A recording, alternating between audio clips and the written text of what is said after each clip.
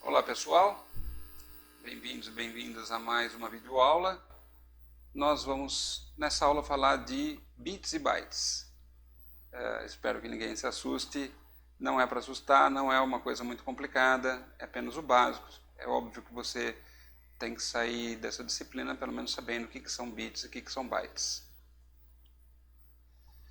Bom, a gente tem um conjunto de informação dentro do computador que eles são representados sempre por zeros e uns. Na verdade, é o que está guardado lá dentro, são zeros e uns. Então essa daqui é uma representação simbolizando o que tem lá dentro do computador. Então a gente vai ter bit 0 e vai ter o bit 1. O 0, 1, né, na verdade, dizendo que é ligado, presente, verdadeiro, válido, que tem alguma coisa. E o 0, o contrário disso, desligado, ausente, falso, inválido, não tem. O 1 passa energia, o 0 não passa energia. Quando a gente tem um bit só, a gente pode ter dois valores. Ou é 1 ou é 0. Não tem como você ter mais informação que isso. E quando você tem 2 bits, aí você pode ter 4 valores, porque você pode ter combinação deles. O 00, o 01, 10 e 11. Todas essas combinações apenas com 2 bits. Então, só que na memória você tem um monte disso daí. Então você consegue ter mais valores dependendo do número de bits. Quando você tem 8 bits, isso daí é uma combinação interessante na computação que a gente chama de byte. Então, um conjunto de 8 bits seguidos forma um byte. Então agora você já sabe o que são bits e o que são bytes. Né? E aí a gente vem com aquelas representações.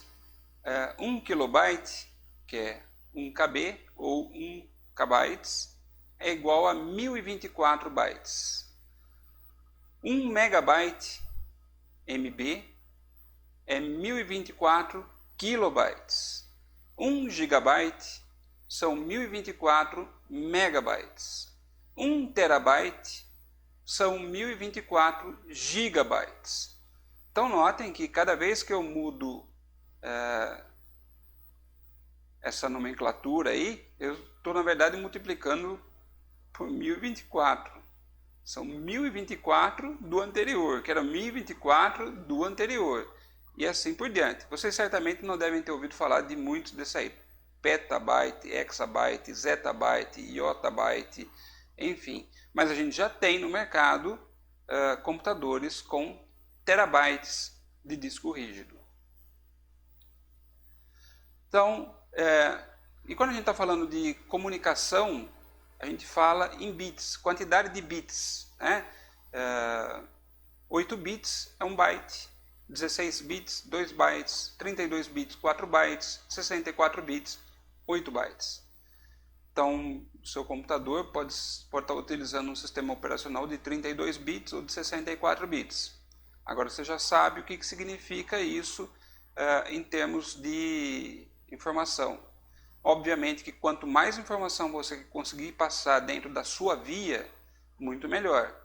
Então, se você tiver uma rodovia que consegue trafegar 4 carros em paralelo, ela é melhor do que uma via que só pode trafegar um carro ou 2. Se você tiver uma via com 8 faixas, onde 8 carros podem trafegar, é muito maior, muito melhor. Então, o mesmo raciocínio vale no trânsito de informações.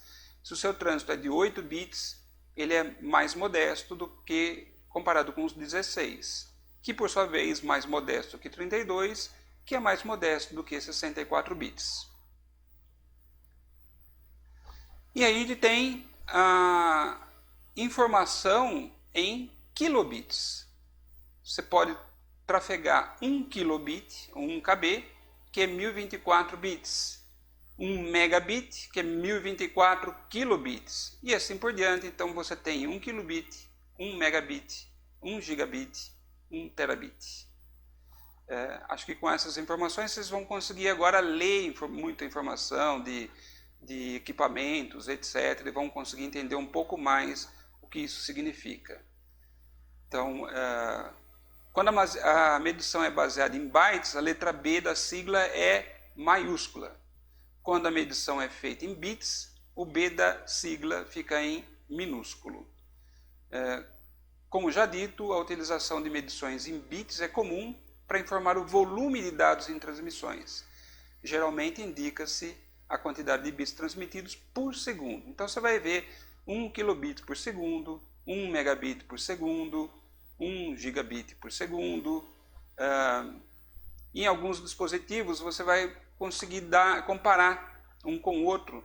Por exemplo, se um transmite 54 megabits por segundo, ele pode ser melhor do que um outro que transmite 32 megabits por segundo. Bom, espero que isso aqui não tenha deixado muitas dúvidas. A gente se vê em breve em mais uma videoaula.